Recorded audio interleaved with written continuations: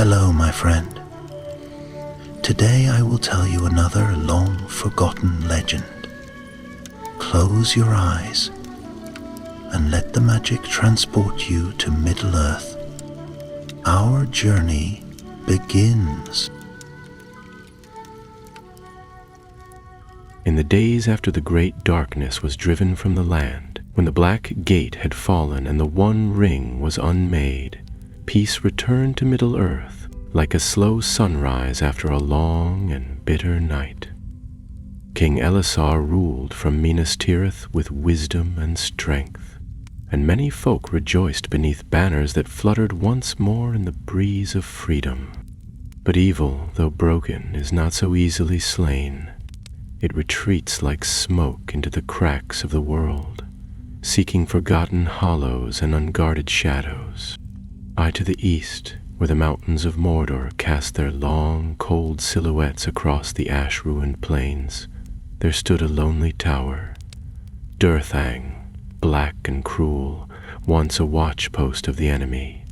It had been abandoned after the war, left to crumble in silence. Yet now strange lights were seen upon its heights, flickering green and cold. Beasts fled from the land, and whispers passed among the wild folk. A voice was speaking again in the dark. In the White City, a ranger named Calandir knelt before the throne. He was a tall man of quiet bearing, sharp-eyed and strong-limbed, his cloak the gray of the woods. Long had he served as a scout in the wilds of Ithilien and Harandor, and his word was trusted by many. "My lord," Calandir said, "I have seen signs of gathering unrest beyond the Morgai. Men who were once servants of Sauron stir again. They speak of a master returned, not the Dark Lord, but another who was cast down and now calls from beyond." Elisar leaned forward. "Speak plainly. Whom do they name?" Calandir hesitated, then answered, "They say Saruman." At this name a hush fell upon the court, for Saruman the White had fallen into darkness, corrupted by pride and the lust for power. He had betrayed his kin, cast down the forests of Fangorn, and ruled a mockery of a kingdom from Isengard. Yet he had died, his spirit scattered like dust upon the wind. "I saw him fall with my own eyes," said Legolas, who stood at the king's side. "What remains cannot be more than a ghost." "Aye," murmured Gimli, "but ghosts may still whisper, and there are fools aplenty who will listen." Elisar turned again to Calandir. "You will go, ranger. Take whom you trust. Find the source of these whispers. If there is truly a power gathering in Durthang, it must be broken before it grows roots." And so it was that Calandir gathered a small band: Thane, a grim warrior of Rohan; Elrian, a half-elven healer with knowledge of ancient things; and Torthen, a quiet scholar who had once studied the lore of the Istari. Together they rode east beyond the Efelduath into the wounded heart of Mordor. The road was perilous and twisted. Though the armies of Mordor had fled or fallen, the land itself bore scars that would not soon fade. Blasted trees rose like black claws from the earth, and pools bubbled with noxious fumes. No birds sang in that place. On the fourth night, they made camp in the shadow of a crumbled ruin, once an outpost of Gondor long lost in the wars of old. The wind moaned through broken stone, and strange cries echoed in the dark. Elrian stood guard, her eyes bright in the moonlight. Calindia sat beside her, cleaning his blade. "You seem uneasy," she said. Calandir nodded. "The air grows thick the closer we draw to Durthang. I feel watched." Elrian's voice was soft. "Something stirs in the veil between worlds. Not life, but not death. a hunger.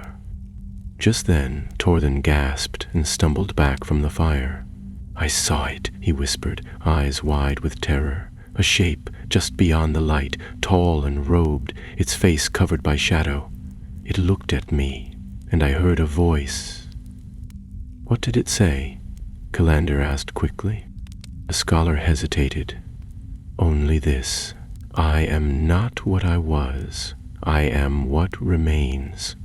The fire crackled as silence fell. Then Thane stood, gripping his axe. "If Saruman's ghost walks, we'll send him screaming back into the dark," he growled. But even as he spoke, the flames bent suddenly inward, as if drawn by breath unseen.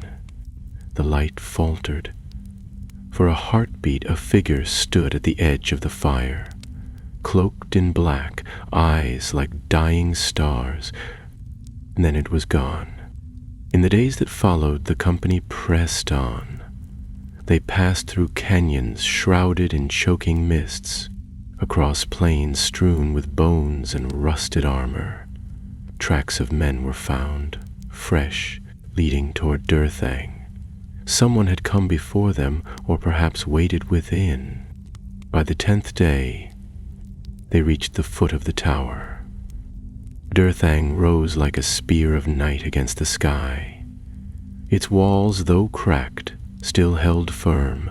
No torches burned upon its battlements, yet a glow pulsed faintly from within, as if the tower itself were alive.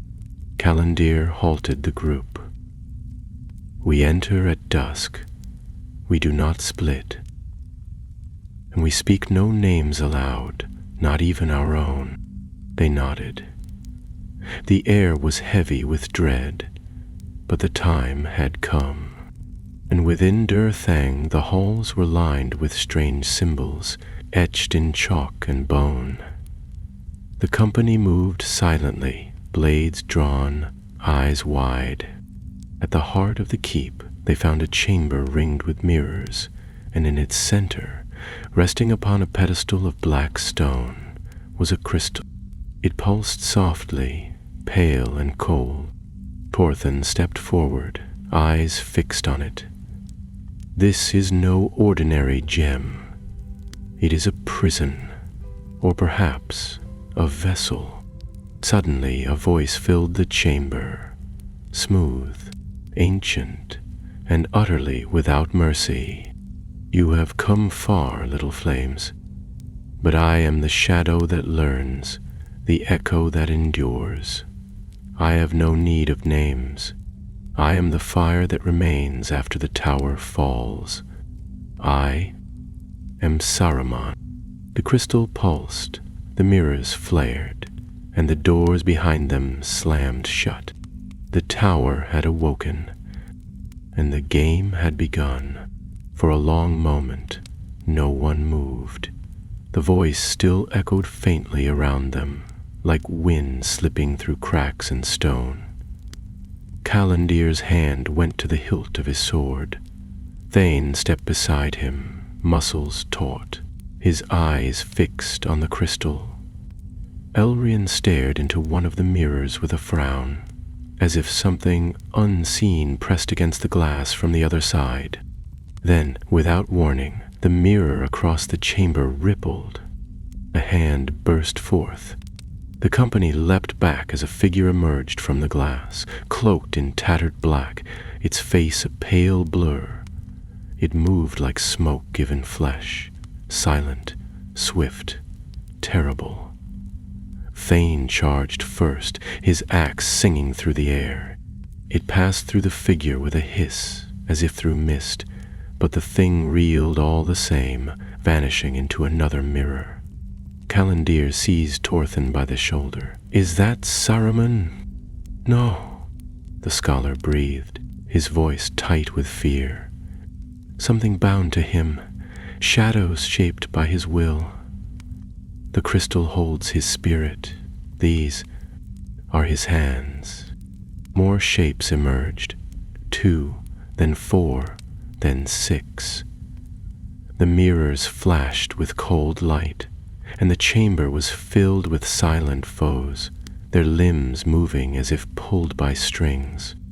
Elrian thrust her hands forward, and light flared from her fingertips, a blinding burst that forced the shades back. She shouted over the rising howl of the wind, "The crystal anchors them. We must break it." Porthen had already moved, muttering words from the ancient tongue.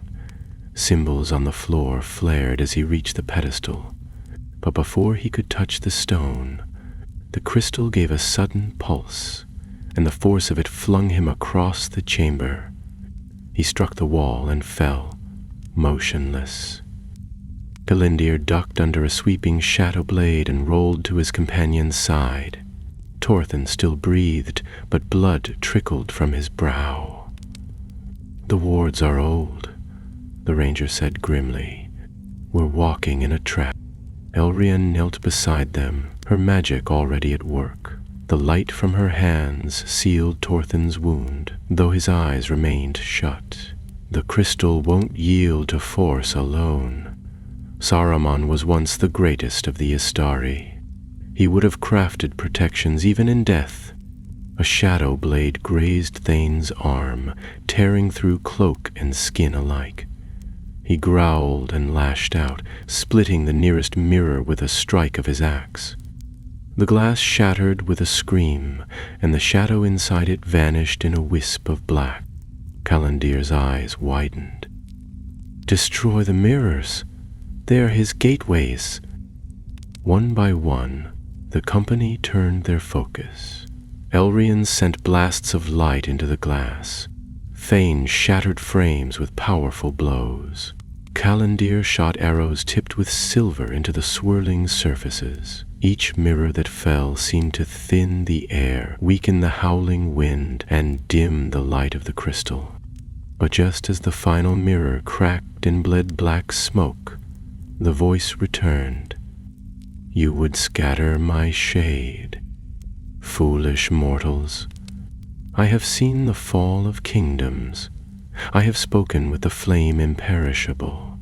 You are but reeds in the flood." The crystal pulsed once, then went still. The chamber fell into silence. Calendir rose slowly, breathing hard. The shadows were gone, but the sense of dread remained. The crystal sat, dim and dark, on its pedestal. "Is it over?" he asked. "No," said Elrian, her voice quiet. "He withdrew. He's hiding in the stone, waiting. I think he's listening." Torthen stirred, groaning softly. Calendir helped him sit up.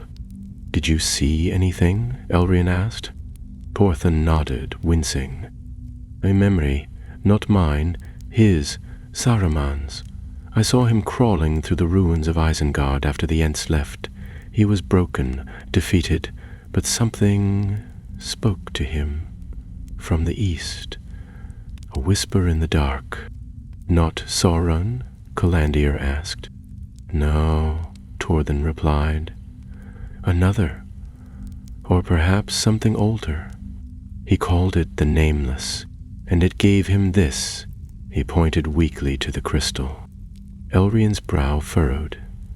So Saruman was not acting alone. "It may be," said Calendir, "that we found only the beginning." They made camp within the lower halls of Durthang that night. None of them dared sleep near the crystal, though Elrian set wards around it and sealed the chamber with a rune of silence. Outside, the air remained still and cold, though no more voices came on the wind. At dawn, they descended from the tower, carrying the stone in a wrapped cloth. They agreed it must be taken west, to Minas Tirith, where it could be examined and kept under guard.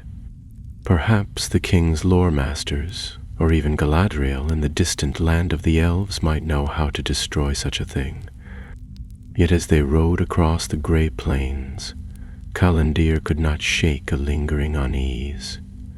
He felt it in the weight of the crystal on his back, in the long silences of his companions, in the way shadows seemed to cling a little too long before fleeing the rising sun. 2 nights later, they reached the old road running north along the Athel Duath. They made camp in an ancient watchtower built by Gondor long ago. While the others slept, Calendir took first watch. He was staring into the fire when a sound reached his ears. A faint tapping, as of fingers upon stone. He rose and turned. The crystal sat nearby, wrapped still, but now the cloth shifted slightly, as though something inside was moving. A whisper brushed his ear, not from without, but from within his own mind. "You hold the key, Ranger. I can show you what lies beneath the world, the deep truth, the power to preserve peace forever." Calendir's hand hovered near his sword, but he did not draw it. "Be silent," he muttered. "Would you not use the power to save those you love? What is a blade against the will of the world?" He turned away, heart pounding, and cast a handful of dust into the fire. The flames leapt high, scattering the whisper like ash in the wind. He looked up then, and caught sight of a figure upon the ridge. A rider, cloaked and hooded, sat astride a black horse. No banner flew from his spear, no emblem marked his mail. As Calendir reached for his bow, the rider turned and vanished into the dark. When morning came, he told the others what he had seen. Thane cursed under his breath. "A servant of Saruman, or of something worse," said Elrian. They rode faster after that, taking little rest and watching the road behind as closely as the way ahead. Yet the presence that followed them was silent and patient. It did not strike, it only watched. And in the silence, the crystals stirred again. They reached the edge of Ithilien on the 5th day, just as a pale rain began to fall. The trees here grew tall and green, healing the wounds of war with every passing season. But the land still remembered. Here and there, charred stones and shattered blades lay half buried in moss. The company passed them in silence. Off in the distance, Calendir rode at the front, his eyes scanning the forested hills. The crystal, still wrapped in dark cloth, was lashed tightly to his saddlebag. Though it made no sound, he felt its presence constantly, like a cold weight pressing on the back of his mind. Twice he had heard it speak to him again, not in words exactly, but in a kind of knowing, a whisper that stirred when his thoughts strayed toward fear or doubt. It offered power without promise, knowledge without trust.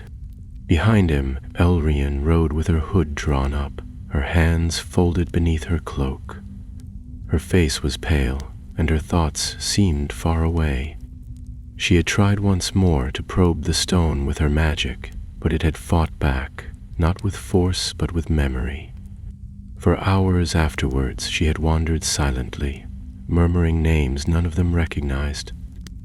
Thane brought up the rear, grim and watchful. Torthen, still weak from the blow in Durthang, rode beside him. Though his strength had returned slowly, his eyes had changed. He spoke less now, and when he did, his words came as if from some deeper place. By the time they reached the outpost at Emyn Arnon, dusk had begun to creep across the sky. The garrison there, loyal to Prince Faramir, welcomed them and offered warm food and shelter, but Calendir declined their offer to stay the night. He did not trust stone walls with the crystals so close. They camped just beyond the woods, beside a quiet stream. The sound of the water calmed them, and for the first time in days the company laughed, softly, briefly, as if afraid to invite attention. Thane told a tale of his childhood in the Riddermark, about chasing goats up a hill only to discover that the hill belonged to an irate troll who had been trying to sleep. Even Torthen smiled, though the lines of worry did not leave his brow. Later that night, after the fire had burned low, Calendir sat alone with the stone. He had unwrapped it again, though he did not know why. The crystal was dull now, gray like ash, but beneath the surface strange shapes moved, like smoke caught beneath ice. He touched it, and the world shifted. He stood in a great hall, empty and echoing, lined with white pillars that reached higher than any tower he had ever seen. The air smelled of old parchment and winter wind. At the far end, a throne of black iron sat beneath a vaulted dome, and upon it a figure cloaked in white. Not Saruman as he had appeared in life, but something else, taller, thinner, his face hidden behind a veil of silver mist. The figure raised a hand, and Calendir stepped forward against his will. "You seek to destroy me," the voice said, not unkindly, "but I have already been destroyed. What remains is will alone." "I seek to protect the free peoples," Calendir replied. His voice sounded strange in this place, echoing, distant. "As did I," said the figure. "Do you know what it is to see the world's doom and be powerless to stop it? I saw it. The decay of men, the folly of elves, the slow death of magic. I sought only to preserve what was good. You betrayed your purpose. I outgrew it," came the cold reply. The White Council feared change. They clung to an order that was crumbling. I offered strength. I offered unity. You offered chains, Calendir said quietly. The figure stood. As it stepped down from the dais, its form flickered. One moment regal and commanding, the next hunched and broken, with a voice filled not with pride, but pain. "Tell me, Ranger," it whispered, "when the darkness comes again, and it will, what will you do when your king falters? When the courage of men wanes and the elves have gone into the west? Will you cling to fading light, or will you wield the fire that still burns?" Calendir opened his mouth, but no words came. The figure reached for him, and the hall shattered like glass. He woke gasping, drenched in sweat. The crystal sat where he had left it, unmoving, but its surface was no longer dull. A thin crack ran through it, like a wound. The next morning, Elrian noticed the change immediately. She bent over the stone, studying it closely. "Something happened," she said. "It's weakening." "I saw him," Calendir admitted. "He speaks like a man desperate to be heard, but every word is poison. He offers peace and power both, but he speaks of fire." Dorthin looked up sharply. Calendir nodded. He called it the fire that remains. The scholar rubbed his chin thoughtfully. In some of the older texts, Saruman was named Corunir, the man of skill. But even then he was fascinated by the secret fire. Creation, will, power without form. He may believe himself a vessel for it now. "Then let's make sure the vessel is shattered," Thane said. "We're less than 2 days from Minas Tirith." But that night they did not rest. As they crossed the southern road toward the White City, a storm gathered from the east, not of rain or lightning, but of wind and shadow. Trees bowed and moaned. The stars vanished. A deep horn sounded in the distance, once, then again, low and mournful. Then came the rider.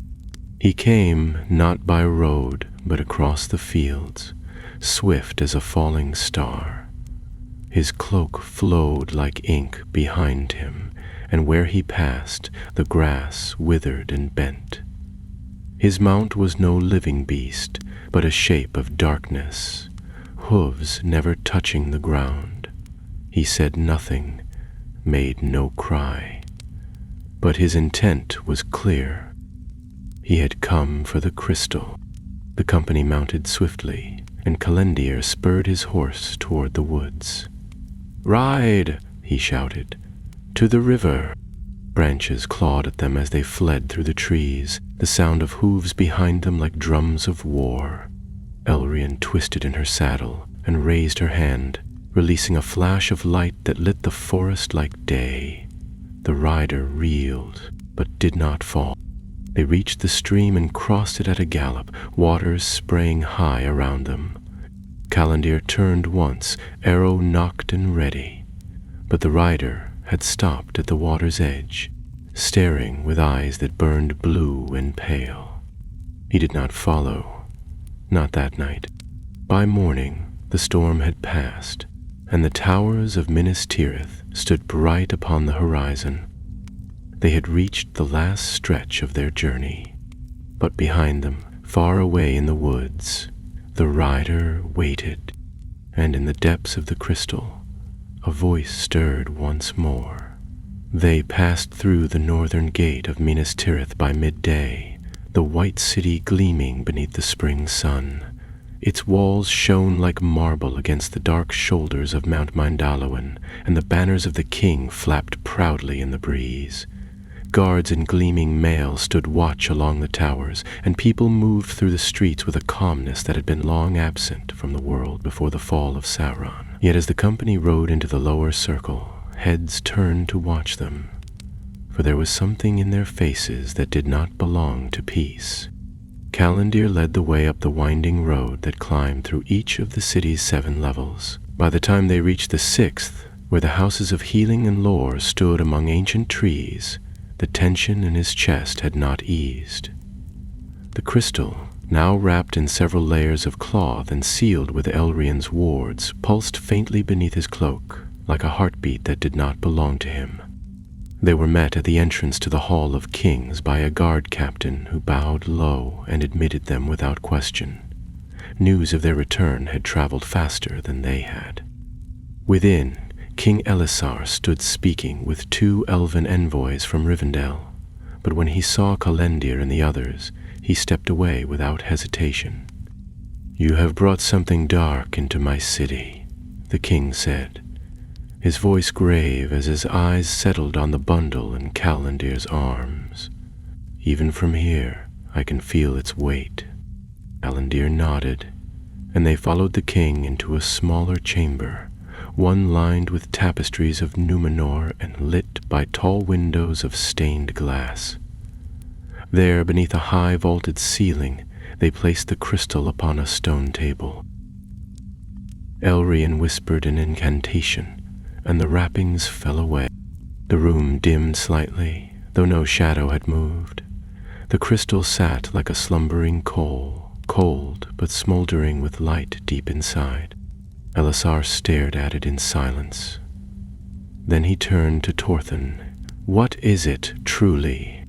The scholar looked tired, but his voice was steady. "A vessel for the spirit of Saruman. What remains of him? But I believe now it is more than that. Something fed his spirit after death, something ancient and vast. He called it the Nameless. I think this power gave him a second chance, and in return, he serves it." Elisar frowned. "Sauron named himself the Lord of Gifts. What then is this Nameless? Another fallen Maya?" "I do not know," Torthen admitted. "It may be no one and nothing, or a lie Saruman tells even himself." Elrian stepped closer to the stone. "It should not be kept here. It is not safe. Already it calls out. The rider who chased us was not a living man. He was drawn to it as if by command." "A servant of the crystal?" the king asked. "Or a vessel waiting to be filled?" Calendir said. "Saruman seeks a body. The voice I heard. It offered me power, peace, control over chaos. It knew my fears." Elisar folded his arms. Then we must decide how to destroy it." But as he spoke, the stone flared, and the tapestries on the far wall rippled as though in wind. For a moment, a second presence filled the chamber, not visible but sensed, like a vast gaze turned suddenly inward. The fire in the braziers dimmed, and every man and woman there felt a pressure behind the eyes, as if a thought not their own had passed through them. Then it was gone. Elrian swayed and caught the edge of the table. "It resists, even in this hall. It learns. We cannot break it here," Halasar said. "There are too many lives within these walls. Take it to Rath Meril, the ruined sanctum beyond the Anduin. The flames of Orodruin once passed close to that place. The heat may wake what lies within, and fire is still the surest way to cleanse what cannot be healed." Kalandir bowed. "We'll leave at first light."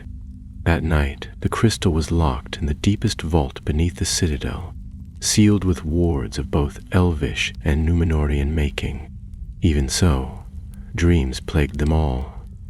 Elrian saw cities falling into shadow, and children crying out names they no longer remembered. Thorfinn dreamed of towers built from bone, rising above plains where the stars had died. Kalendir saw himself alone in a ruined world, holding the crystal aloft as armies bowed before him. He awoke before dawn and found Elrian already waiting near the gates, her face drawn and quiet.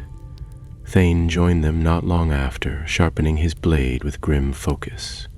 Thorfinn came last, clutching a small tome bound in green leather, the last of Saruman's writings from Isengard, recovered by rangers years before. Perhaps there was still something within its pages that could guide them. By midday they had crossed the Anduin by ferry and begun the long ride east, past the green fields of Las Arnach and into the shadowed valleys beyond. Rath Meril stood nestled at the base of 3 hills, overgrown now but still marked by the remnants of old walls. Once it had been a place of learning, where scholars and seers studied the deep fires of the world. Long before the War of the Ring it had been abandoned, its purpose lost in time. They reached it just before nightfall. The hills loomed high on either side, and a narrow stream trickled through the ruins.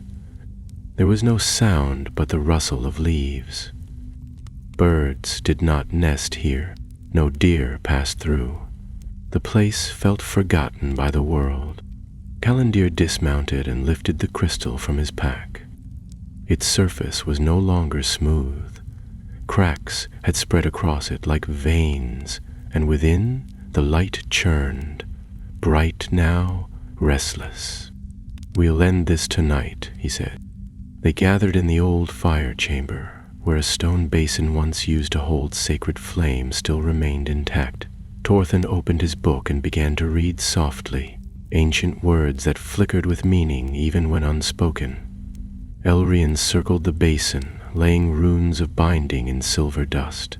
Thane stood at the doorway, his axe ready, watching the dark beyond the walls. As Kalindier placed the crystal into the basin, a sudden blast of wind swept through the chamber. The flames of their lanterns died. From the hills beyond came the sound of hooves. The rider had returned. This time he did not come alone. From the east came 3 others, cloaked in the same shadowed mail, their faces hidden behind masks of pale steel. They moved without speech or cry, surrounding the ruins as the first rider dismounted and stepped forward. Elrian threw up a wall of light, but it faltered before the power that now cloaked the rider's form. He was no longer merely a servant. The crystal pulsed in the basin, and the rider's voice, deep and clear, spoke aloud. "I am the will that remains. I have come to reclaim what is mine." Kalindir drew his sword, and Thane raised his axe. Torthen's voice rose in a chant of defiance, and Elrian's hands filled with flame. Then, with a shuddering crack, the crystal split in two. A wind burst forth, and the world was swallowed in light and shadow. The ground shook beneath their feet as the crystal burst, sending a wave of force outward that shattered stone and scattered dust into the air. Calendir was thrown to the ground, his ears ringing, his vision blurring. Somewhere behind him he heard Elrian call out, a warning or a spell he could not tell, but her voice was swallowed by the roaring wind that rose from the broken crystal. It howled through the ruins, tearing at the roots of the earth and bending ancient walls as if they were made of straw. When the light finally dimmed, the fire chamber was half in ruin. The basin had cracked down the middle, its rim scorched black, and the runes Elrian had laid were scorched away. The crystal's two broken halves lay cold and silent for a heartbeat, and then, from between them, a shape began to rise. It was not Saruman, not as he had been in life. What emerged was taller, cloaked in shifting gray that seemed made of smoke and silk, its face hidden beneath a hood darker than night. It did not speak at first, but its presence filled the chamber like a weight pressing down on every soul. The fire from Elrian's hands flickered and died. Thane staggered back a step, lowering his axe. Torthen gasped. It's not just him, it's joined with something else. The thing turned toward the rider who had stood silent until now. Slowly, it extended one long hand. The rider stepped forward, knelt without hesitation, and offered up his sword. As the hand closed around the blade, it turned to smoke and vanished. The thing, Saruman's shadow, twisted and reborn, straightened, and then it spoke. Long have I waited, scattered and unseen, but stone remembers, and so does fire. You brought me to the place of my making, you, Calendir.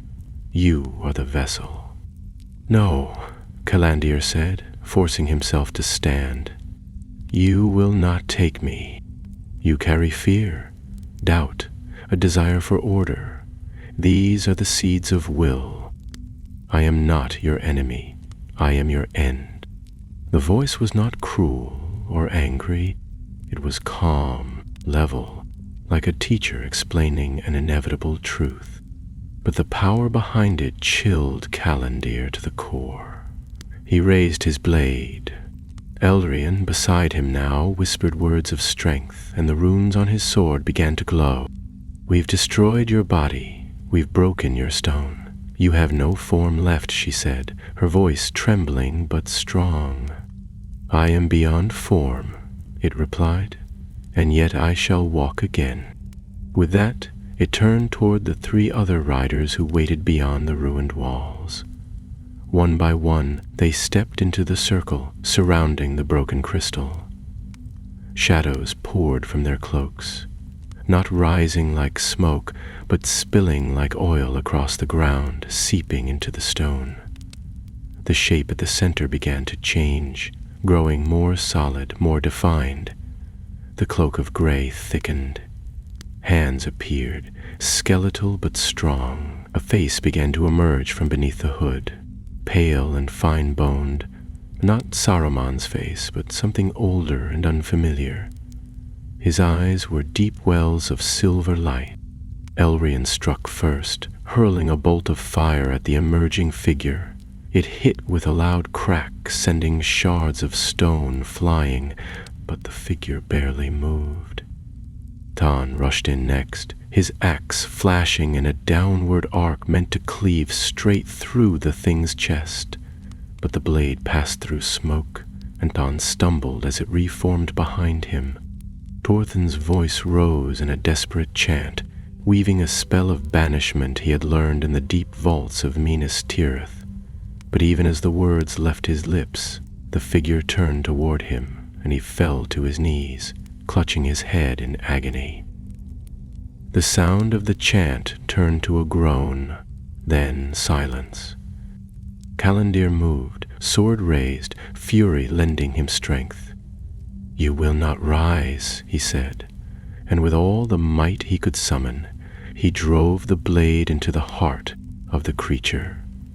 There was a flash of light, so bright it turned night to day for a heartbeat, and then a great wail like wind tearing through the deepest caverns of the mountains. The figure reeled, arms spread wide, and for the first time it showed pain. The sword, glowing with Elrian's magic, burned where it touched. But then the light dimmed, and the creature raised a hand.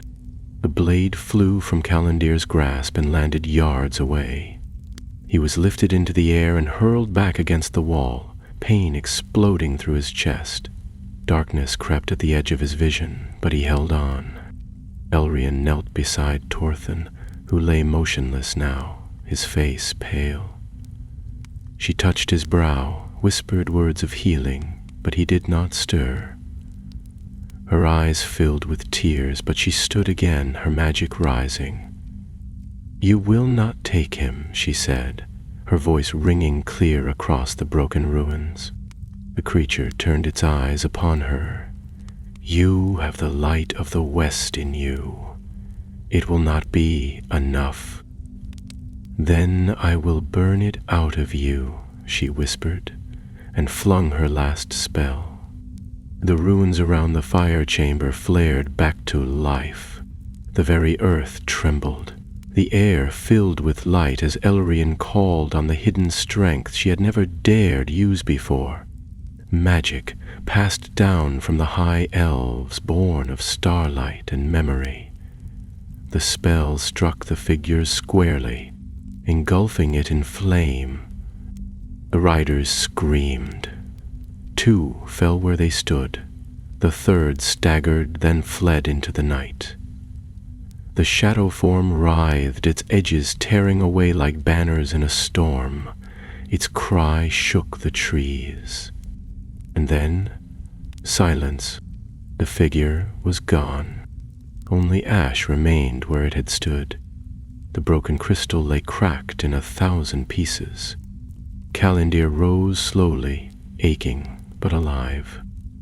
Thane limped toward him, blood running down his arm, but still on his feet. Elrian stood amidst the ruins, her face pale and her hands trembling. Torthen did not move. They buried him beneath the tallest of the 3 hills, in a place where the wind always blew and the stars could be seen clearly at night. Calendir carved his name into the stone with his own blade, and Elrian wove a spell of warding over the grave to keep it from the eyes of any who might come seeking the past. At night, they sat together in silence, watching the sky. No rider came, no voice stirred. The wind was clean. But far to the east, beyond the lands of Mordor and the darkened coasts of Rhûn, a black seed drifted on the wind. It carried no name, no shape, and no thought, but it remembered, and memory is a kind of will. They returned to Minas Tirith with little celebration. Word of the battle at Rath Merrill had already reached the city, carried by scouts and whispered by birds that spoke to elves. Though the people cheered to see Calendir and the others alive, there was a weight in the air, as if even the stones of the White City understood that something terrible had only barely been stopped. The king received them in the high hall with a heavy heart. He listened to Calendir's account in silence, his gaze darkening as the ranger described the shadow's final form, the merging of Saruman's will with something far older, when Elrian spoke of the name, the Nameless, and the rider who had fled into the east. Elisar stood and walked to the great window that looked down over the Pelennor. "I had hoped evil would be scattered," he said at last, "crushed beneath the turning wheel of time. But now I see it merely sleeps and shifts. This thing you faced, whatever it truly was, it learned to wait. It wore Saruman's face, but I do not believe it was his will alone. He turned back to them then, eyes alight with purpose. This is not over, but you have given us time. Orthan's name was added to the Book of the Fallen, and songs were sung in his memory by the scholars of the Sixth Circle. He was given a place of honor alongside the lords of lore, for his knowledge had turned the tide when swords and spells alone could not. A white tree was planted on the hill above Rath Meiril, and Elrian returned there often in the months that followed, tending to the ground and keeping watch. Thane rode north to Rohan, his wounds healed but his thoughts heavier than when he had first left.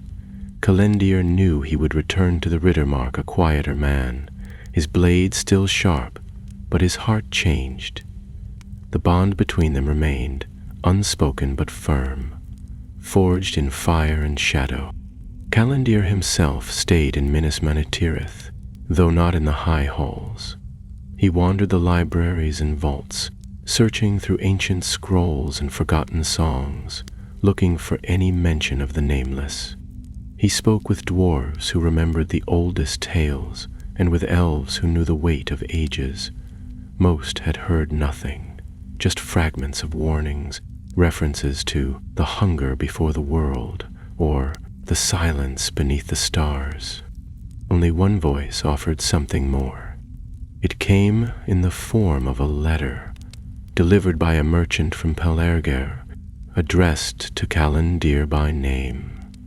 There was no seal, no signature, only a page of old parchment, and a sentence written in fine, slanted script. There are places where even Morgoth feared to tread. The Nameless came from such a place. If you wish to know more, seek the stairs beneath the black flame. A friend. Kalendir showed it to Elrian, who studied the writing carefully before shaking her head. Whoever wrote this knew the truth. The phrase black flame appears in only one place I've seen, in the notes kept by the seers of Fornost long ago. It refers to a forgotten shrine beneath the arid Mithrin, the Grey Mountains. No one goes there now. Then that's where I'll go, Kalendir said. Elrian looked at him. You don't have to chase this thing. We broke the crystal. The shadow was banished. Kalendir nodded. Yes, but we didn't kill it. We delayed it. He glanced out the tall window, where the wind stirred the trees below. And something tells me we've only seen its beginning. Before he left, the king gave him a sword, not ornate, not gilded, but strong, forged in the mountains of Gondor by smiths who still remembered the art of old. Upon its hilt was carved a single rune, Naur, meaning fire, a reminder of what he had faced, and what he might yet face again. He departed in the early morning, his cloak gray, his step light. Few saw him go, and fewer still knew the true nature of his journey. Elrian stood at the gates, a pack on her shoulder. You didn't think I'd let you go alone, did you? She asked, raising an eyebrow. I thought you'd return to the elves, or stay here and teach, Kalendir replied, though there was no surprise in his voice. I've seen what's out there, she said simply, and I want to know what it is we really fought. If it returns, I won't be in a tower waiting for others to stop it. They rode north together, passing through the green lands of Anorion and into the wilds beyond. The road grew rough, and the skies less kind. Strange signs appeared in the woods, trees that bled sap the color of ink. Animals found turned to stone, and a silence that deepened the farther they rode. On the seventh night, as they made camp near the borders of the northern lands, Kalendir found a mark carved into a tree. It was no symbol of the free peoples, nor any rune known to dwarf or elf. It was a circle with a single line running through it, like an eye half closed. Beneath it were words in the black speech, the language of Mordor. A sleeper stirs. That night the dreams returned. Calendir stood again in the great hall of mist and marble, but this time it was empty. The throne was shattered, and the walls crumbled. A voice echoed still, soft, like breath over water, but it was not Saruman's. It was older, deeper, and it spoke not in words, but in feeling, a tide of thought that pressed against his mind like the sea against a stone wall. He awoke with a start. Elrien sat beside the fire, her eyes already open. "You heard it too," she said. They rode faster after that, through the lands where no maps reached, into the shadow of the gray mountains. Snow fell lightly, though it was not the season for it. The sky above grew darker each day, though no storm ever broke. Finally, after 3 weeks' journey, they reached the foothills, where craggy stone gave way to deep canyons and forgotten paths. There, nestled between 2 jagged ridges, they found the place the letter had spoken of, a ruined stair leading downward into darkness, marked by scorched stone and ancient iron. No bird sang near the stair. No moss grew on its steps. As Calendir peered into the dark, a feeling stirred in his chest. Not fear exactly, but the awareness that beyond this point, nothing would remain the same. Elrien looked at him, her hand resting on her staff. "This is where we begin." "No," he said, voice low. "This is where we find the truth." And without another word, they descended into the dark. The stair was older than anything Calendir had ever seen. The stone was slick with age, the edges worn down as though water or time itself had lapped at them for centuries. As they descended, the air grew colder and heavier, and though there was no breeze, Calendir felt as though something moved through the dark ahead of them, something vast and slow, like the deep breath of a slumbering beast. A little lantern, its light steady but dim, and the glow revealed carvings along the walls, most too eroded to read. But here and there fragments of symbols remained. Strange stars with crooked rays, spirals that led into nothing, and eyes that stared out from stone with a lifeless calm. Elrien walked beside him in silence, her staff glowing faintly at the tip. She studied the walls as they moved, pausing now and then to touch a mark or whisper a word in a tongue older than Gondor. Her face was thoughtful but troubled, and more than once Calendir caught her glancing behind them, as if expecting something to follow. After what must have been hours, the stair ended at a great archway, broken in places and thick with moss that should not have grown in such deep shadow. Beyond it stretched a vast cavern, its roof lost in darkness. Their lights revealed little at first, only smooth stone and empty space, but as they moved forward, shapes began to emerge. Pillars half-toppled, statues worn faceless by age, and strange glass orbs embedded in the floor like frozen stars. Elrien knelt by one of the orbs, brushing away a layer of dust. "These were made to hold light," she said softly. "Like the lanterns of Lothlorien, but they've been drained." Calendir approached a nearby statue, once shaped like a man, but now warped and twisted, its arms too long, its head bowed unnaturally low. The detail was exquisite, even in ruin. "These weren't carved," he said. "They were changed." A sudden sound echoed through the cavern, a low creak like iron bending. Both froze, eyes scanning the dark. Then, from the far end of the chamber, a light appeared. It was faint at first, a glow that flickered like moonlight on water, but it grew brighter with each passing moment, not harsh or hot, but cold and white, without warmth. They moved cautiously toward it, weapons ready. The light came from a circle of standing stones, smooth and untouched by age, set in the center of the cavern floor. In the middle of the circle, a pedestal rose from the ground, and on it, hovering just above the stone, floated a crystal. Not black like Saruman's, but clear as ice and pulsing gently with inner light. Elrian hesitated. "It's not the same." "No," Calandir said, stepping closer. "But it's watching us." Even as he said it, the light within the crystal flared slightly, and a voice filled the space around them.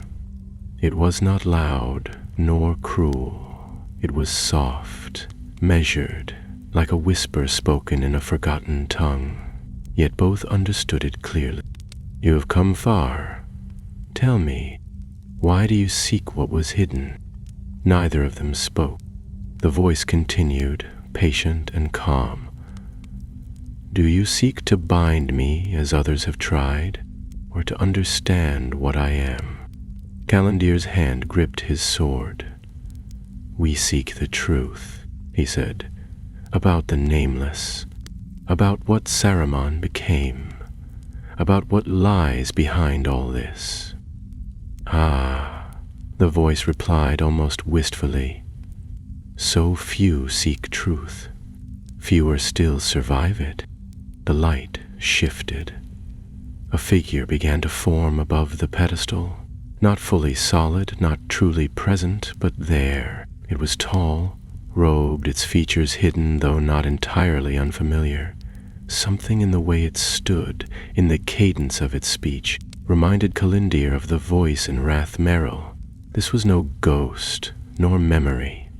This was a fragment, an echo of a presence that had lingered long before Saruman's fall.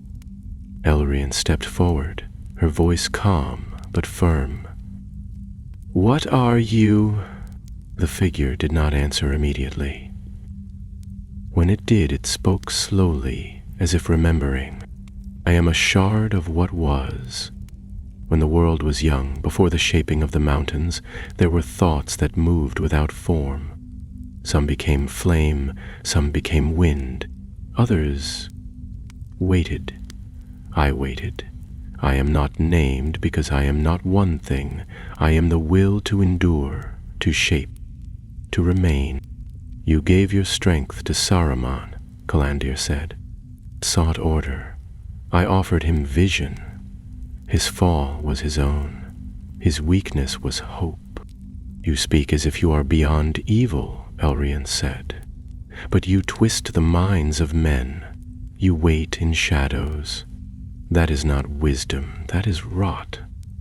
The figure turned its head toward her, and though it had no eyes, she felt its gaze.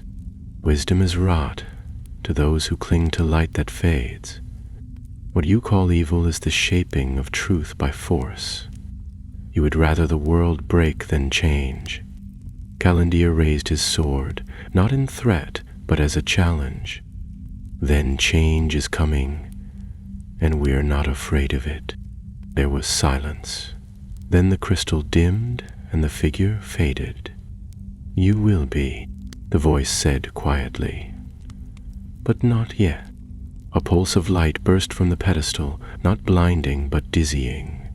Calandir staggered back and Elrian dropped to one knee.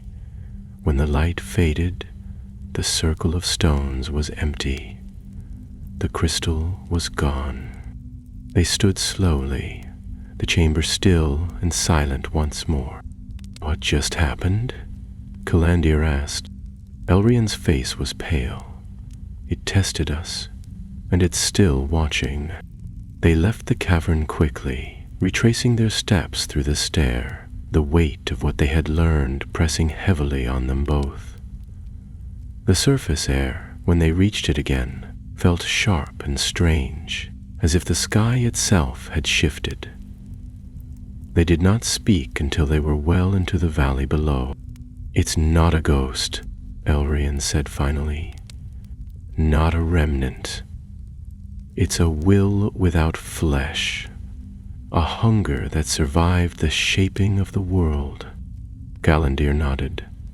and it's still seeking a way in. They rested that night near the edge of the woods, where the stars shone through the thinning trees. Kalendir sat beside the fire, turning the sword Elisar had given him in his hands. Its rune glowed faintly in the dark, the mark of fire flickering like an ember. "We'll have to go east," he said quietly. "Beyond Mordor, beyond anything charted." Elrian looked up at him, her eyes calm but resolute. "Then that's where we go." The fire crackled, the night stretched long, and in the distance, just beyond the edge of hearing, the wind whispered a name that had no sound. They rode east along forgotten trails where old stones marked the borders of kingdoms no longer spoken of, and the names of rivers and hills had long since been swallowed by silence. Few maps reached this far, and even the stars seemed less familiar above the twisted woods and barren moors. The land changed around them as they traveled, slowly at first. Patches of forest grew oddly still, groves where no bird sang and no beast passed. Then came hills of stone, worn smooth as bone, as though something immense had once dragged its limbs across them. Every mile farther from Gondor felt as though they were stepping backward through time, into a world half awake and filled with things that did not belong. Elrian rode with her eyes always scanning the horizon, her senses stretched thin, not only for signs of pursuit but for shifts in the air, for the cold prickle of shadow that had begun to appear more and more frequently. She said little, and when she did speak, her words were careful and precise, as if language itself might betray them if misused. Kalendir understood. The presence they had met beneath the gray mountains had not followed them in form, but it had not forgotten them either. He felt it now and then in his sleep, a stillness behind the veil of dreams, and when he woke, it took a moment to remember where he truly was. They passed briefly through the broken lands that bordered Rune, where twisted black rocks jutted from the earth like teeth, and the wind carried ash even on cloudless days. It was here, in the ruins of a half-buried watchtower, that they found their first true sign of the Nameless's growing influence. The tower had been built by men long ago, perhaps by those who had once served Gondor in the east, but now it was hollow and empty, its upper chambers collapsed and its lower ones filled with scorched symbols, spirals, fractured stars, and again the single eye with a line drawn through it. Elrian crouched by one of the walls, her fingers brushing a faded painting beneath the ash. It showed a figure, tall and robed, reaching toward a circle of fire, while kneeling shapes surrounded it in a ring. Their faces had been scratched out. "This is recent," she said, not looking up. "No more than a few months." Kalendir stood at the doorway, staring out over the dead plain. "Then others are serving it, worshipping it. They've begun to name it," Elrian murmured, "and names give power." They did not stay long in the tower.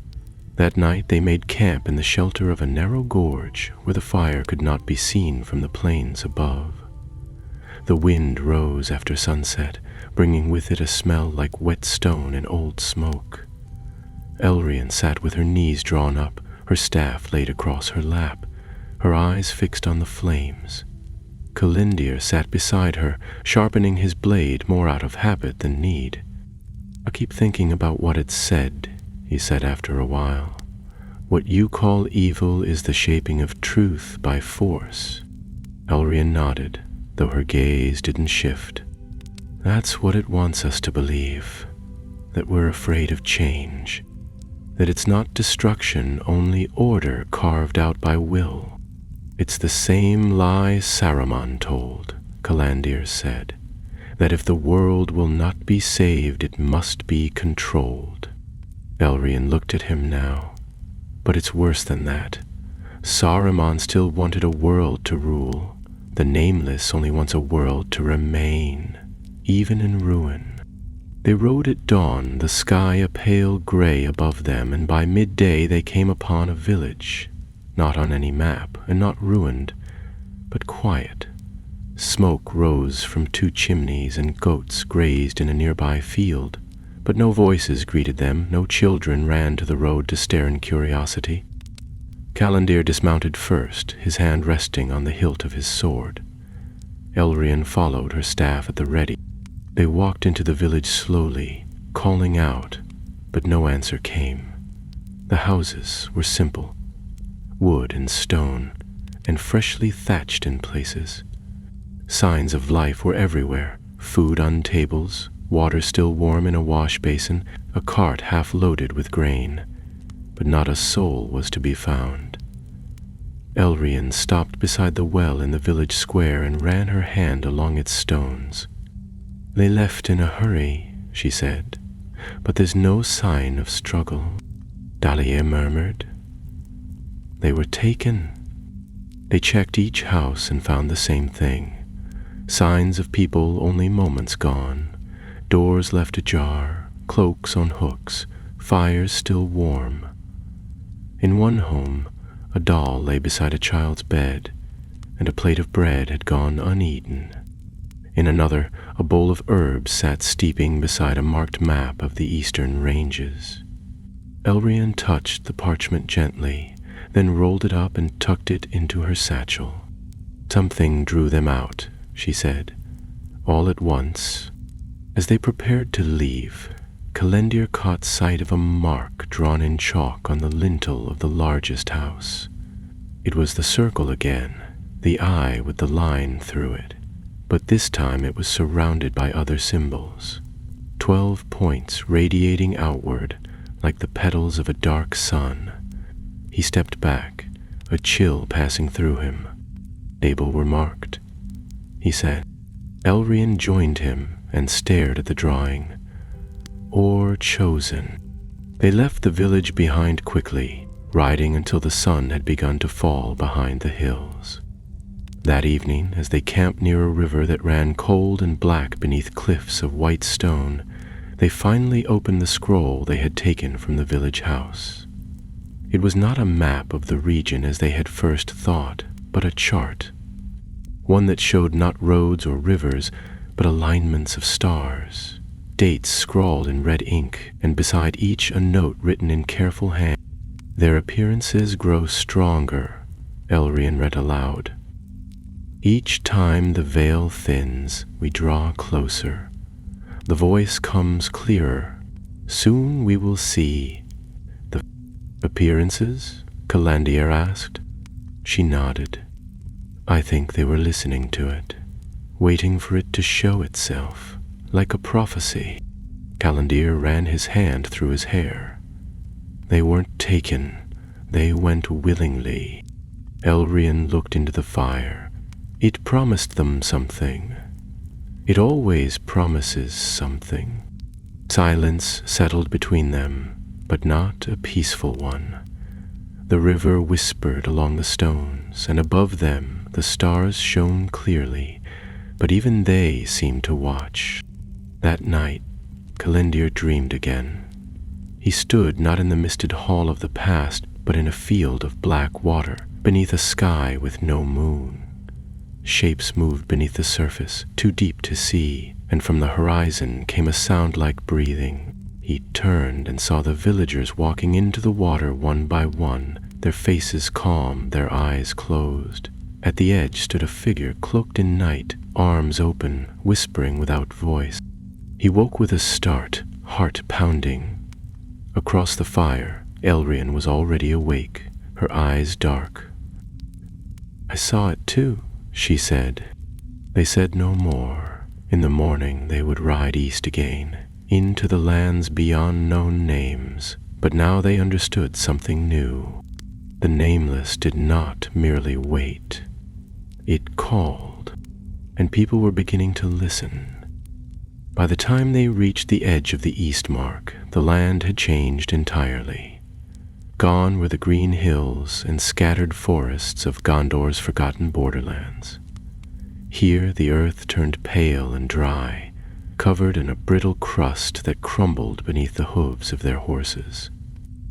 Great scars ran through the ground, valleys where the rock had split open long ago and never closed.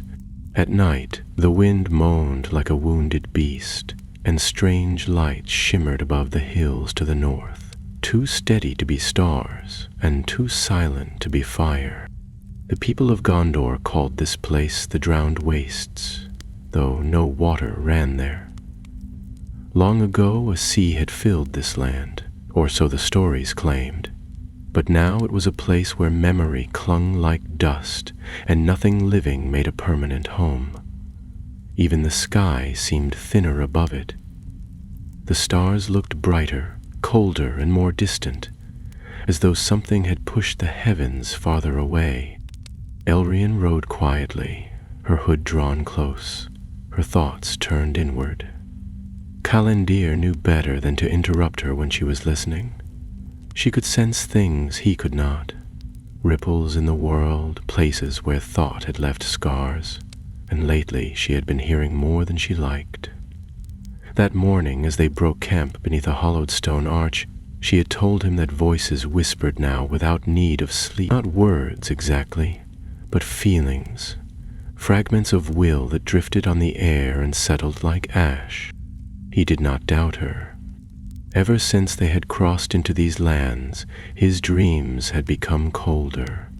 There was no more fire, no more sound, only a steady, rhythmic thrum, like a drumbeat beneath the ground, slow and distant, as if the world itself had a heartbeat that no one had noticed until now. They traveled by day and made camp at dusk, using what little shelter they could find, sometimes behind great slabs of broken stone, sometimes in the shadow of twisted trees that looked as if they had grown by accident and regretted it ever since.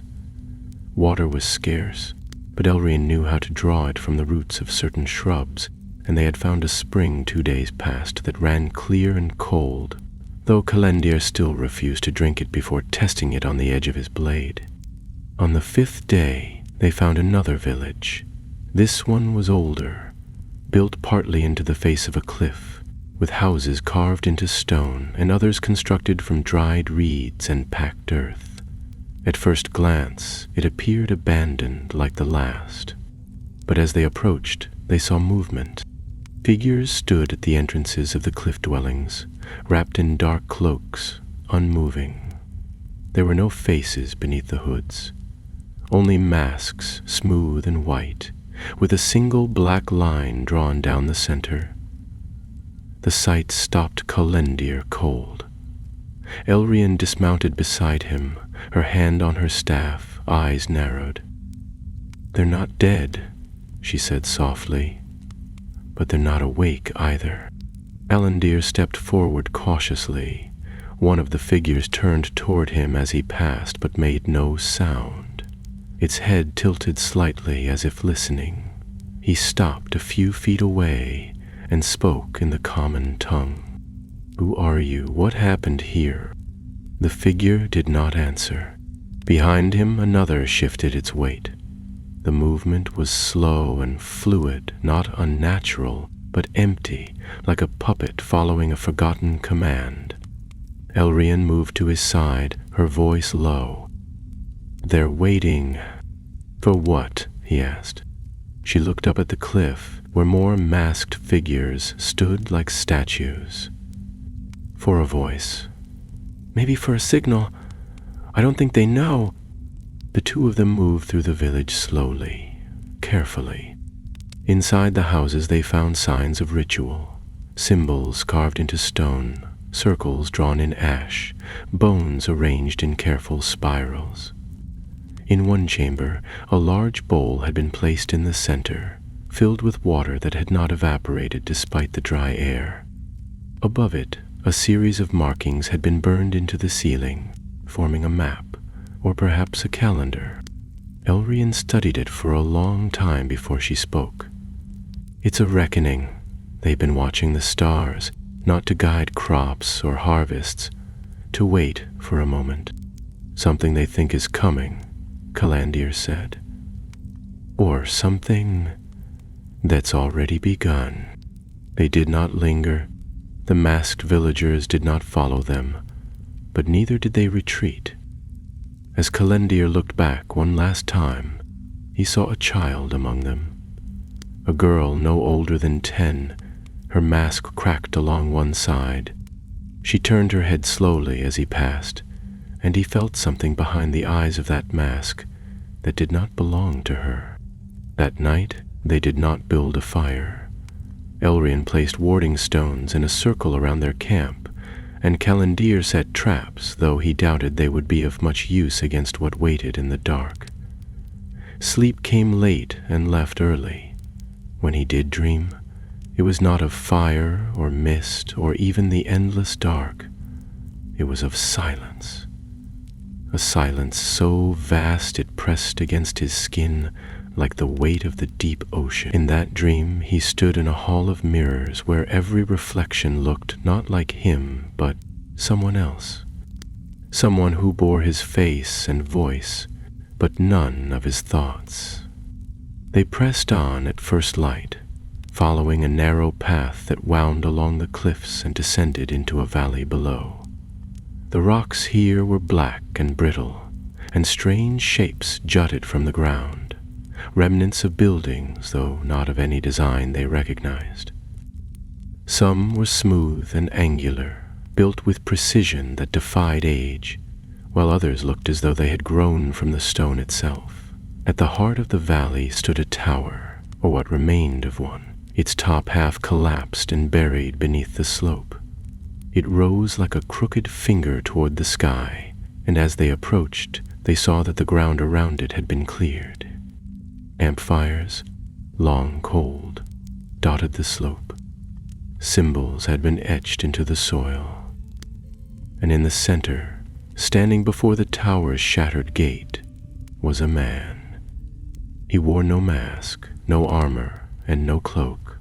He stood barefoot in the dust, his arms at his sides, and his skin was marked with the same spiral tattoos they had seen in the cliff village. As Calendir drew closer, the man looked up, not with malice or madness, but calm recognition, as though he had been expecting them. "You've come too soon," the man said. Calendir's hand went to his sword. "What do you mean?" The man tilted his head. "The voice is not ready. It waits for its vessel. The others sleep, but I remain to guard the gate." Elrond stepped forward now. "What gate?" The man pointed to the tower, the one that opens when the world forgets how to close its eyes. Calendir felt a chill run down his spine. "We destroyed the crystal. We broke the thing that held him." The man nodded slowly. "You broke the vessel, but the thought remains. The nameless is not an object or a name. It is an idea, and ideas cannot be burned." Without warning, the man reached up and drew a blade from the air itself. Not steel, but shadow given shape.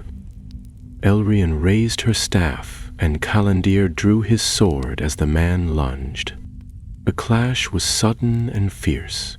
The man moved with unnatural grace, his blade cutting the air like smoke and ice. Elrond cast a shield of light that held his strikes at bay, and Calendir pressed the attack, forcing the man back step by step. But even wounded, the man did not fall. He smiled. "It sees you," he whispered, before collapsing into dust that scattered on the wind. Behind him, the tower groaned, and a sound came from deep within its heart. It was not a cry. It was a breath. The sound grew louder as they stood before the crumbling gate, a deep and steady exhale that pulsed through the air like the rhythm of some ancient, unseen engine. Stones trembled beneath their boots, and the wind carried with it a faint heat, not the pleasant warmth of the sun, but a breath from deep below the earth, metallic and dry, as though the very bones of the world had stirred in their sleep. Elrond stepped forward cautiously, her staff alight with a soft glow that sent flickering shadows across the broken threshold. Calendir followed, his sword raised, though he sensed at once that whatever waited beyond the door was not something to be fought in the way one fought wolves or orcs, or even wraiths. The enemy here was older, and it had not waited in darkness simply to strike. It had waited to be found. The inside of the tower was stranger still. The walls, once smooth, had cracked open in jagged patterns, revealing veins of dark crystal beneath the stone. The floor sloped gently downward, drawing them into a passage that curved and twisted without clear purpose. As they descended, the light from Elrian's staff began to reflect strangely, doubling and bending as though the air itself had grown thicker. They passed carvings that had no origin in any book Calendir had read, not the runes of men, nor the curling letters of elves, nor the deep-cut symbols of dwarves. These were harsh and sharp, shaped as though made to be heard rather than read. Some glowed faintly with inner fire, others pulsed like heartbeats. More than once, Elrian paused to study them, her fingers brushing lightly over the stone, and each time she touched them, her brow furrowed more deeply. "Witches are not messages," she said at last. "They're memories, preserved like seeds." "Can you read them?" Calendir asked. She shook her head slowly. "Not fully, but they speak of something that came before the shaping of the world, before even the music, a silence that learned to speak." The breath grew stronger the deeper they went, until it no longer felt like air at all. It pressed against them with the weight of water, dulling their hearing and slowing their limbs. The walls closed in, the stone narrowing until they had to move single file through the final stretch of the tunnel. And then, quite suddenly, the path opened. They stepped into a vast hollow chamber, a space carved not by hand, but by force, as though some titanic will had pushed the stone aside to make room for its thoughts. The ceiling vanished into darkness, and the walls were lined with more of the dark crystal, some the size of trees, their surfaces rippling faintly as if stirred by breath. At the center of the chamber stood a platform of polished obsidian, raised slightly above the rest, and on it rested a single figure. It was not alive, nor was it entirely dead. The body lay stretched upon the stone, clothed in ancient robes that shimmered silver and black. Its face was covered by a mask unlike the others, this one forged of crystal, faceted and cold, with no mouth and no eyes. Its hands rested at its sides, long and thin, and between them sat a small sphere of glass, perfectly clear, glowing faintly with a pale light. Elrian approached first, slowly, her voice hushed. "It's a vessel." Calendir followed, sword lowered but ready. "For what?"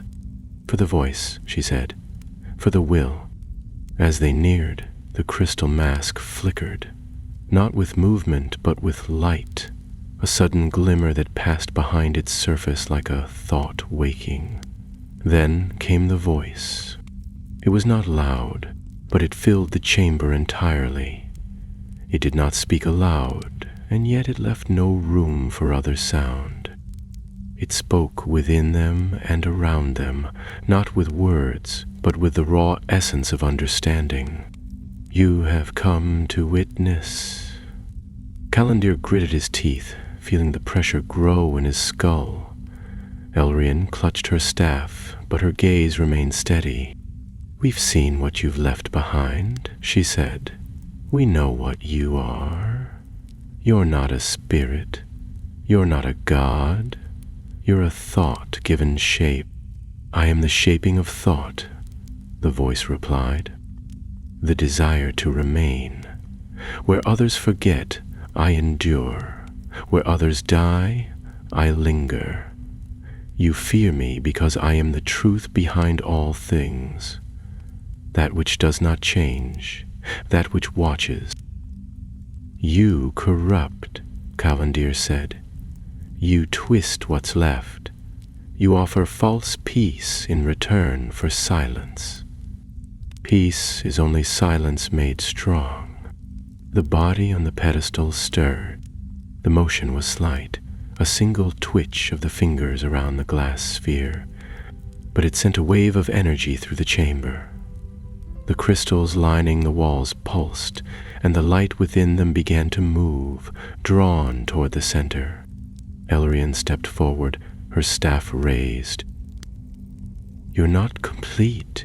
You need a mind to shape, a voice to echo through. That's why you're waiting. That's why you're calling. Every mind is a door, every fear a key. Calendir realized suddenly that his thoughts had grown sluggish. He had drawn his sword again, though he didn't remember doing so, and it was pointed downward, the tip resting on the stone. His knees felt weak. Around him the light flickered like candle flames in a storm. Elrian reached out and placed her hand on his arm. Her voice cut through the fog. Don't listen.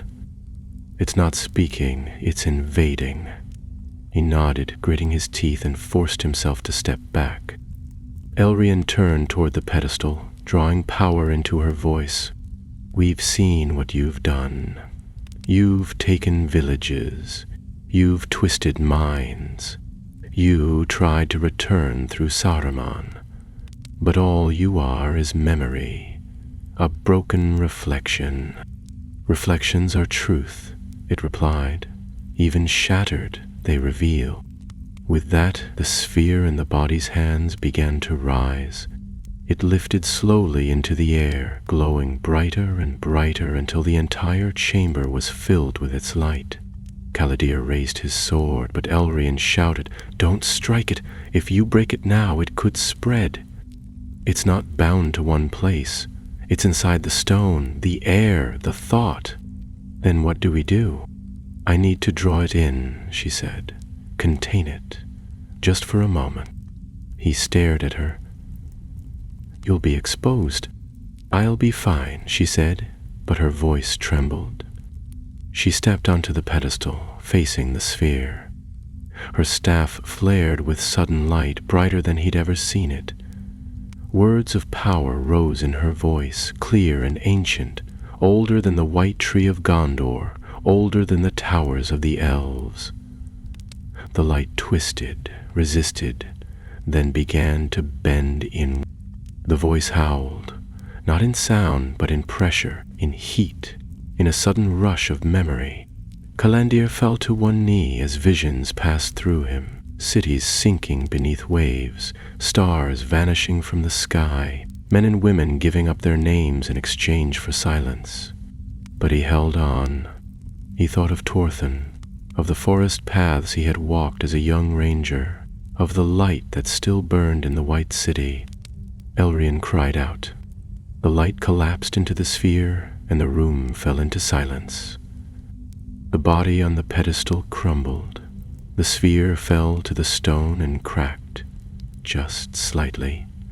A thin line split its surface, and from it a single drop of black mist escaped. Then the light within faded. Elrian collapsed. Calendir ran to her, catching her before she struck the stone. Her eyes fluttered open. Ever. It's not dead, she whispered, but it's bound again, for now. He helped her to her feet, and they stood together, breathing hard in the stillness of the chamber. Around them, the crystals no longer pulsed. The pressure had vanished. But Calendir knew it would return. Not here, not now, but somewhere.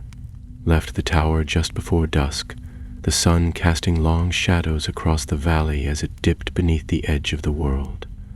Behind them, the broken spire loomed dark against the sky, the once pulsing crystals now dull and silent. Nothing followed them, and no voice stirred the wind. Even the ground seemed still, as if holding its breath. Elrian leaned heavily on Callandir as they crossed the brittle path between the shattered stones. Her strength had not yet returned. The magic she had called upon inside the chamber had been deep, rooted in something older than herself, and though the binding had held, the echo of that vast will lingered like the weight of a heavy cloak soaked through with rain. They did not speak much as they traveled. The silence between them was not empty, but filled with the things they had seen. Now and then, Elrian would glance over her shoulder, her brow furrowed as if she could feel something watching. Callandir, too, kept his hand near his sword more often than not, though he knew well enough that blades alone could not wound the kind of enemy they had just faced. And still, he felt the weight of the sphere's final crack, the escape of that single strand of black mist, as though it had pierced a hole through the sky itself. By the third day they reached the edge of the wastes. The dry stone gave way to firmer earth, and here the wind smelled of pine. Trees appeared again, tall and sparse at first, their roots deep in the rock, but they thickened with every mile westward. Soon the first true forest lay before them, and they passed beneath its boughs with a kind of weary relief. Birds returned to the air, their calls uncertain but hopeful, and Elrian smiled faintly for the first time in days. They made camp in a hollow glade near a stream that ran clear and cold. Callandir gathered wood, and Elrian coaxed a fire to life, though the flames were small and cautious, and neither of them wanted them to burn too high. That night, as the stars blinked softly through the leaves overhead, they sat across from one another in the firelight, the silence slowly lifting. "I saw something," Elrian said quietly. Her voice carried only far enough for Callandir to hear. "When I pulled the light inward, I saw a place." He looked at her, waiting. "It wasn't here," she continued. "Not in our world. It was like a mirror, but deeper, more real than reflection. Cities carved from mountain glass, a sky with no sun, only a pale flame that never moves, and voices, thousands of them, but none speaking to one another, only listening." Callandir said nothing for a while. Then he asked, "Do you think that's where it came from?" She shook her head. "I think that's where it's going." The thought made the night feel colder. He added a log to the fire, watching the sparks twist into the darkness. "It said something," he murmured, "about every mind being a door, every fear a key." Elrian nodded, "And is still looking for one that fits." They rested the next day, letting their horses graze freely along the forest edge while they studied the map again. The roads that led back to Gondor were long and treacherous, but they had grown used to travel through wilder places, and the worst of the journey seemed for the moment behind them. But Callandir could not ignore the sensation that had begun to creep back into his thoughts, the subtle feeling that something had followed them out of the tower, not in form or voice, but in presence. It lingered just behind his vision, like a name he had almost remembered, a tune that played too quietly to hear. He did not mention it to Elrian. They left the forest the next morning and began the journey west, taking the northern route that would eventually bring them down through the Eman Arnon and across the Anduin. As they traveled, they passed through small hamlets and trading posts, speaking only sparingly of what they had found. Most had never heard of the Nameless. A few had, in whispers, old songs sung by tired voices around dying fires. In one town, a blind old man recited a verse without being asked. "Where no fire burns and no voice sings, the Nameless waits beneath the rings. Not crown, nor staff, nor sword can bind the will that sleeps within the mind." They gave him food and coin for his trouble, though he asked for nothing, and when they left, he bowed to them both as if he knew exactly who they were. By the time the white mountains came into view, Elrian's strength had mostly returned. The spark in her staff burned steady again, and her eyes had regained the quiet focus that marked her from most others. Kalendir felt it too. The long, simmering tension in his shoulders had eased, and though he remained alert, the weight of the tower's shadow no longer pressed so heavily against his back. And yet, on the 5th night of their descent into Gondor's heartland, Kalendir woke before dawn to find Elirian sitting upright, her staff across her lap, and her gaze fixed on the east. "Eight spoke again?" she said before he could ask. "In my sleep, just one word." He knelt beside her, listening. It said, "Seed." Kalendir frowned. "That's not a name." "No," she said softly. "It's a beginning." They reached Minas Tirith just after midday 3 days later. The city welcomed them quietly, its people unaware of what had passed far beyond their borders.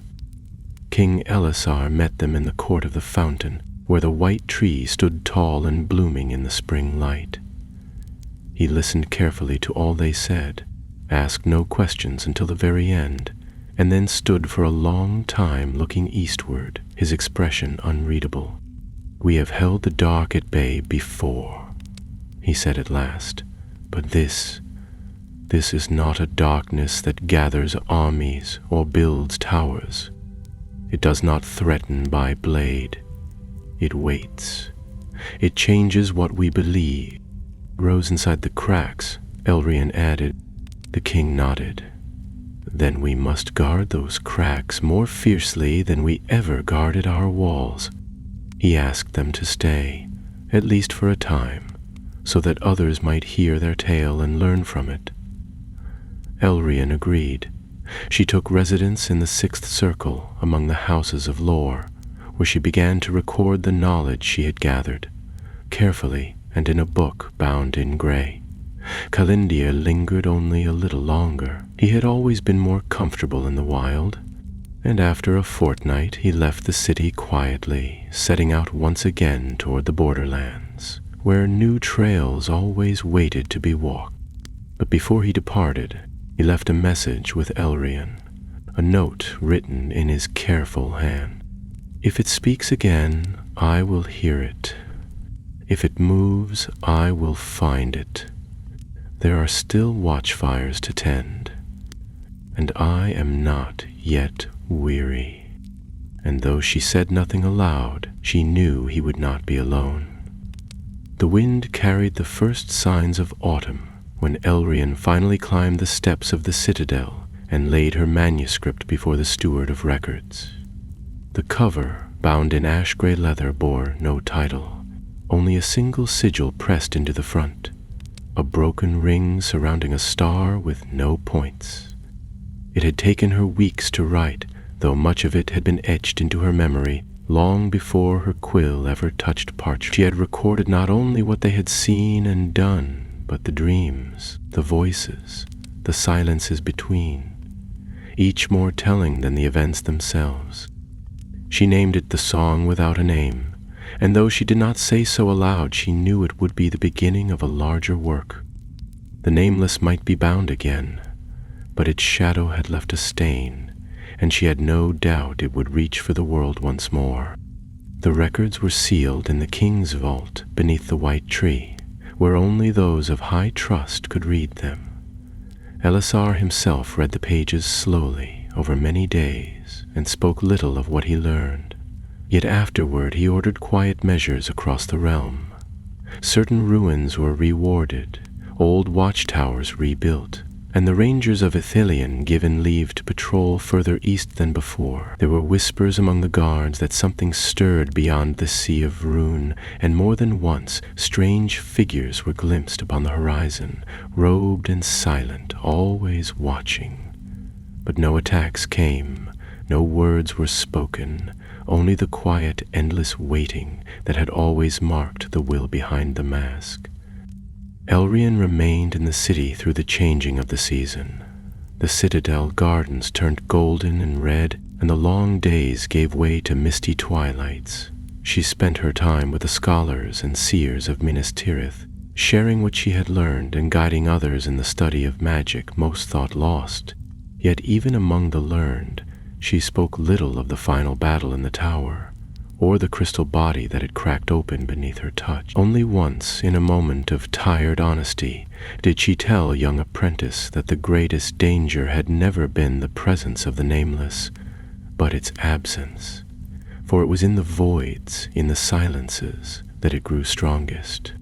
Callandir was seen again weeks later near the banks of the Porus, where the rivers curved like silver serpents through the brown hills.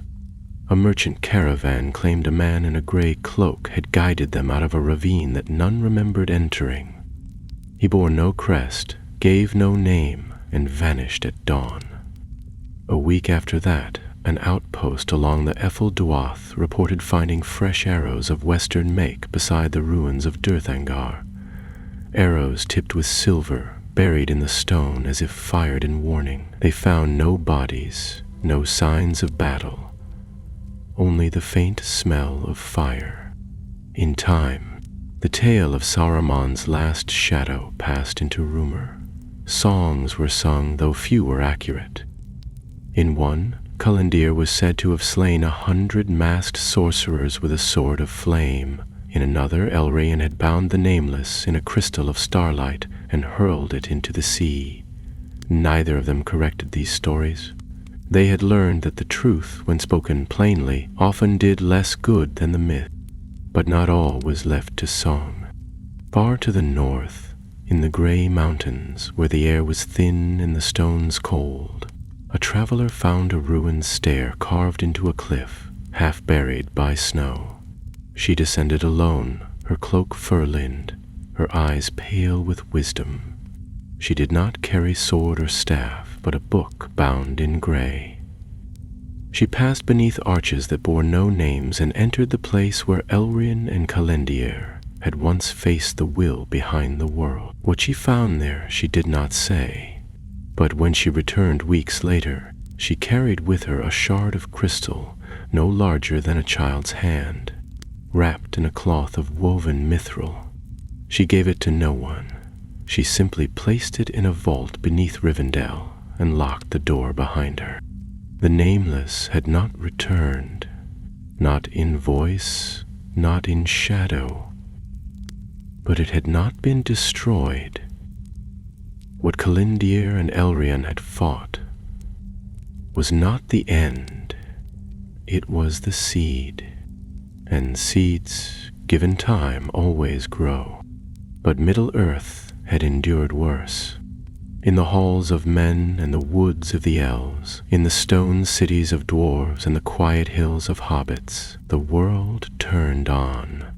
Kings ruled with justice, roads were rebuilt, and children who had never seen war chased the wind through green fields. The Watchers stood still in the east, yes, and strange dreams sometimes stirred among the gifted, but they were not yet fear, not yet prophecy, and among them, those who remembered still kept the fire, rangers who walked alone beneath the stars, lore masters who read the wind for signs, healers who listened to the earth as it slept. They did not seek glory, they did not carry banners, but if the voice ever rose again, they would be ready, for though the shadow has no name, neither does the light, and it too remains.